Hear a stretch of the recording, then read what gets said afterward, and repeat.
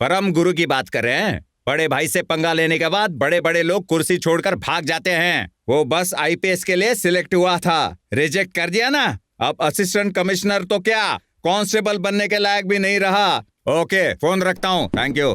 Good morning sir. Sir, आपके लिए वकील का नोटिस आया है। मेरे को नोटिस आया है? कौन है जिसकी मुझे नोटिस भेजने की जरूरत हुई? परम गुरु। क्या परम गुरु? जी हाँ सर, आपने उसको रिजेक्ट क्यों किया उसकी वजह जानने के लिए उसने नोटिस भेजा है। मुझे नोटिस भेजा है ना?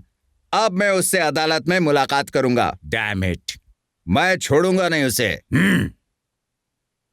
मिस्टर गुरु, आपने किस बुनियाद पर डीजीपी को नोटिस भेजा?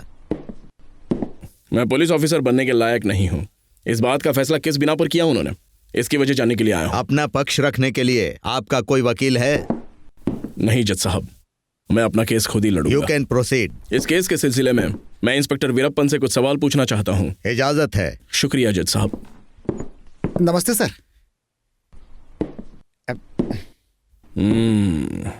मैंने कत्ल करने की कोशिश की, ये बताकर मुझ पर मामला दर्ज हुआ है, तो बताइए किसका कत्ल करने की कोशिश की है मैंने? रामास्वामी का। रामास्वामी का?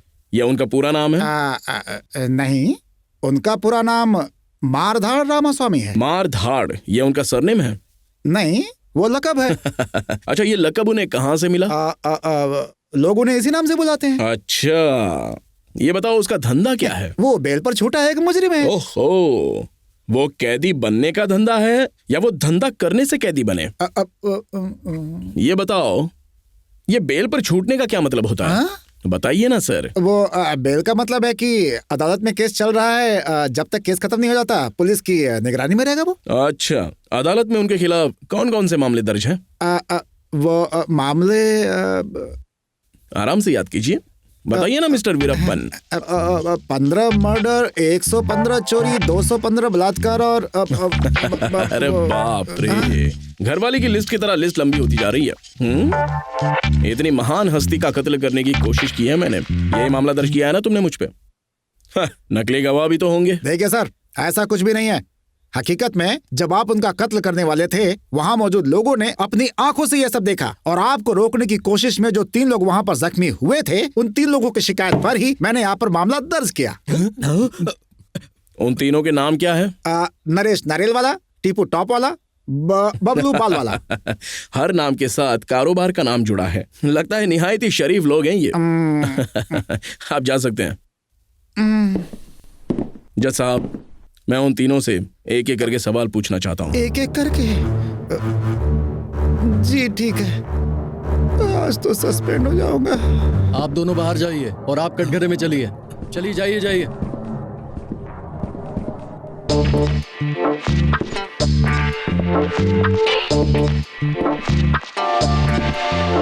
अरे बाप रे, इतना बड़ा जख्म कैसे आ गया आपको? कहीं से गिर गए थे क्या? पहले तुम्ही ने तो जख्म दिया, अब खुद ही पूछो कि जख्म कैसे आया। अच्छा, मैंने आपको क्यों मारा था? जब आप रामास्वामी को मार रहे थे तब मैं बीच में आ गया, तभी तुमने मुझे मारा था। अच्छा ठीक है, जब मैं रामास्वामी को मार रहा था तब वो क्या कर रहे थे? बोलिए ना, क्या कर रहे थे वो? आपको पता ही नहीं वो क्या कर रहा था? मतलब मैंने उसे मारा ही नहीं और ना ही आपने देखा है, मतलब आपने मेरे खिलाफ झूठी कंप्लेंट कर दिया? नहीं, रामास्वामी को तुमने नहीं मारा, मैंने खुद देखा। तो बताइए ना, वो क्या कर रहे थे? वो पेपर पढ़ रहे थे। कहाँ? उनके घर के बाहर। उस वक्त आप तीनों वहाँ क्या कर रहे थे? राइट साइड में बल्लू खड़े थे और लेफ्ट साइड में टीपू खड़े थे और मैं बैठकर भाई के पैर दबा रहा था। पेपर पढ़ते वक्त उन्होंने ऐसा क्या किया कि मैंने उन्हें मारने की कोशिश की? भाई ने तो कुछ भी नहीं किया था। भाई कुछ भी करने से पहले वक्त जरूर देखते हैं। दस्तखत करने के लिए भी पुलिस स्टेशन जाना था तो वक्त क्या हुआ ये पूछा था। वक्त क्या पूछता है बे, तेरा तो खराब ही चल रहा है, बोलकर भाई की छाती पर धनाधन लात मारने लग गया तू। मतलब जब मैंने रामास्वामी को लात मारी उस वक्त वो दाहिनी ओर बैठा हुआ था, है ना? हाँ। और बाएं तरफ पल्ली मनी था। हाँ। और उस वक्त आप भाई के पैर दबा रहे थे। हाँ। रामास्वामी जब पेपर पढ़ रहे थे तब मैंने उन्हें मारा। हाँ। ठीक है, जा सकते हैं आप। जरा सुनिए। हाँ? अभी सवाल खत्म नहीं हुआ क्या? अभी तो पूछताछ शुरू हुई है। वहां खड़े हो जाइए।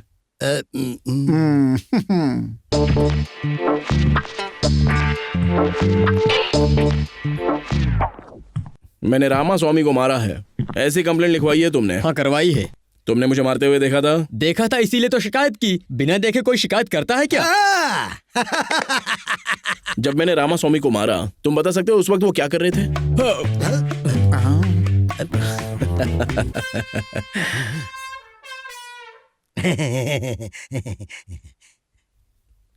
बोलो बोलो।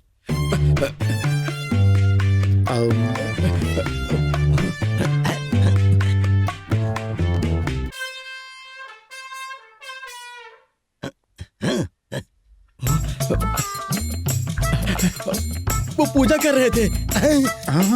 कहाँ पर? अपने घर में, और कहाँ करेंगे? वो बल्लू फूल चढ़ा रहा था और मैं आरती उतार रहा था और नरेश घंटी बजा रहा था। ये बताओ, रामास्वामी तो पूजा कर रहे थे ना, तो मैंने उन्हें क्यों मारा? उन्होंने क्या किया?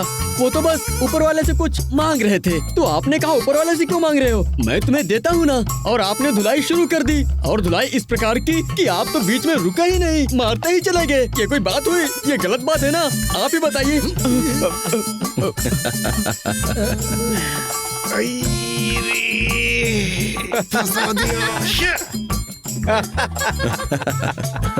मतलब जब मैंने रामास्वामी को मारा था तो वो पूजा कर रहे थे, है ना? और ये आरती कर रहे थे और तुम घंटी बजा रहे थे। मैं आरती कर रहा था और वो घंटी बजा रहा था। ठीक है, तुम भी इनके साथ खड़े हो जाओ। जज साहब, अब मैं तीसरे गवाह से बात करना चाहूंगा। Yes, you can proceed. देखा कैसे संभाला? उसने तो मुझे कंफ्यूज कर दिया था, लेकिन मैं तो टिपू टॉप हूँ। देखा कैसे टॉप से फायरिंग किया मैंने, मानते हो कि नहीं? हाँ। चल दफा हो जा, भाग यहाँ से। पता नहीं कहाँ से आते हैं इस लोग। देखा कैसे हैंडल किया? एक नंबर का बेवकूफ है तू। अब मैंने क्या सब किया? गड़बड़ कर दी तूने, फंसा दिया सब। मैंने कुछ नहीं किया, तूने ही गड़बड़ की थी। हाँ, बल्लू बाल वाला। मैंने रामास्वामी की जान लेनी चाहिए थी। ऐसी शिकायत आप तीनों ने दर्ज कराई है ना? हाँ, कराइए। जब मैंने रामास्वामी को मारा तो बताओ वो क्या कर रहे थे? मर गया। अरे बोलिए बोलिए। मैंने रामास्वामी को क्यों मारा, ये सारा सच तुम्हारे साथियों ने बता दिया है।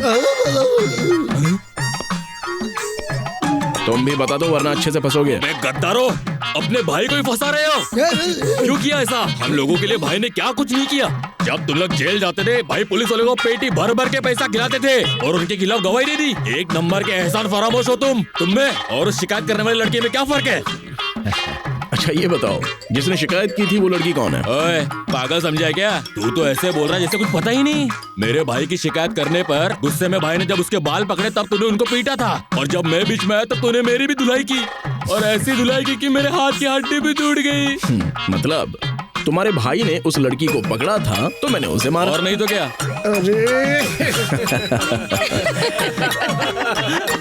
Order order order. इस पॉइंट को नोट कीजिए जज साहब।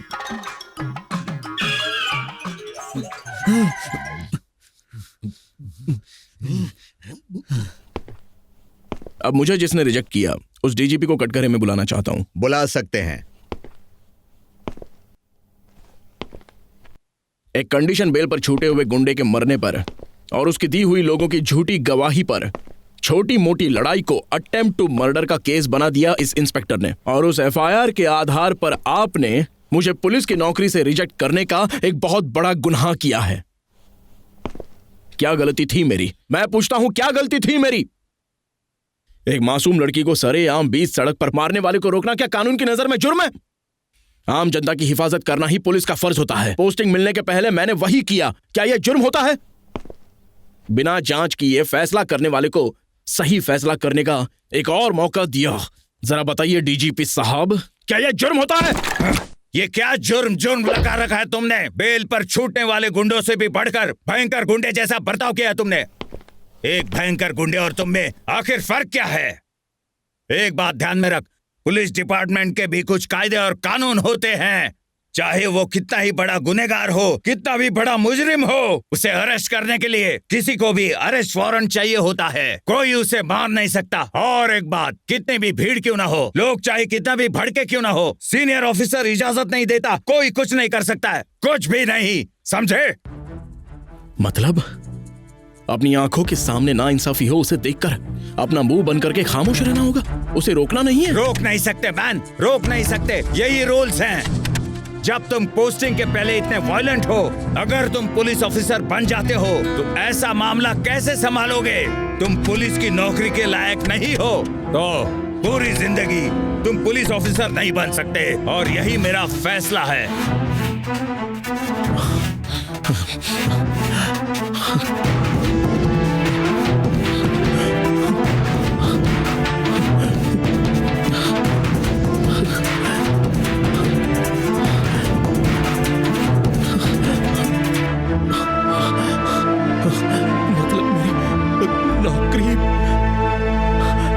पापा का ख्वाब और मेरा लक्ष्य, मैं पुलिस ऑफिसर नहीं बन सकता, नहीं बन सकता।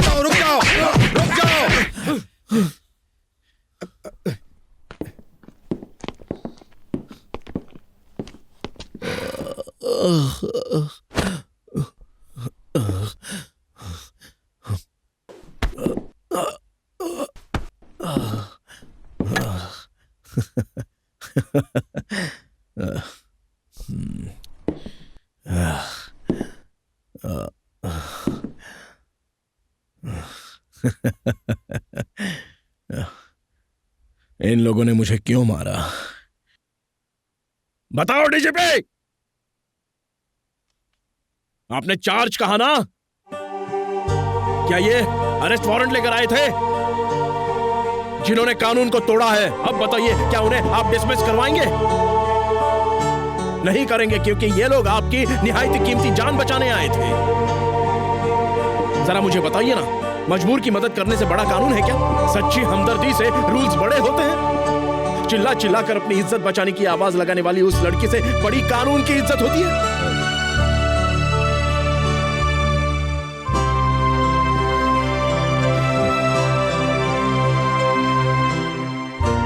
आपको शर्मिंदा करने का मेरा कोई भी इरादा नहीं था सर।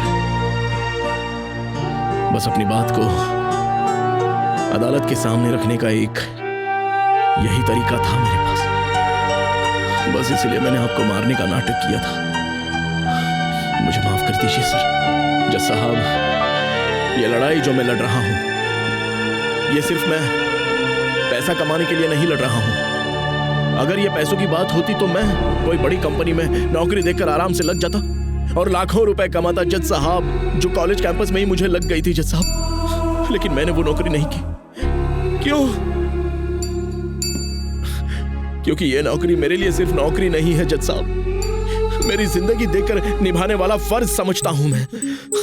नाइंसाफी करने वालों से मजबूर लोगों को बचाने की जो खुशी होती है, ईमानदार लोगों को हिम्मत देकर सुकून पहुंचाने वाली दिल की तसल्ली, देश के दुश्मन से लड़ने वाले फौजी की तरह अपने देश के जो गद्दार हैं उनसे लोगों को बचाने के लिए मैं इतना सब कुछ कर रहा हूं, और ये मैं अपना फर्ज समझता हूं।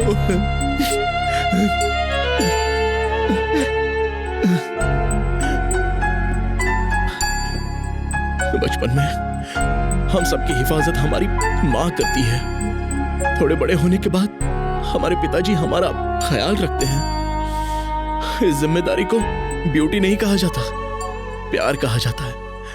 बिल्कुल वैसे ही लोगों की हिफाजत की जिम्मेदारी पुलिस की होती है, क्योंकि इस जिम्मेदारी को ड्यूटी नहीं कहा जा सकता, प्यार होना चाहिए। और बस मैंने भी वही किया। जिन पुलिस वालों को मेरी तारीफ करनी चाहिए थी, उन्होंने मुझे सीधे रिजेक्ट किया। इसके आगे अब मैं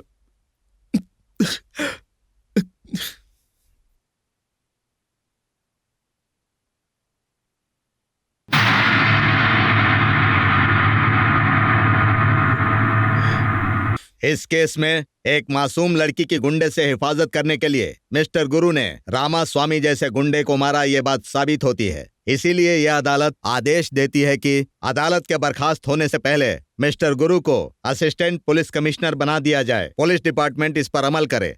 इसके अलावा कंडीशनल बेल पर रिहा किए गए मुजरिम रामास्वामी और उसके साथियों की बेल रद्द करके उन्हें फौरन जेल भेजने का आदेश देती है अदालत। मुलतवी की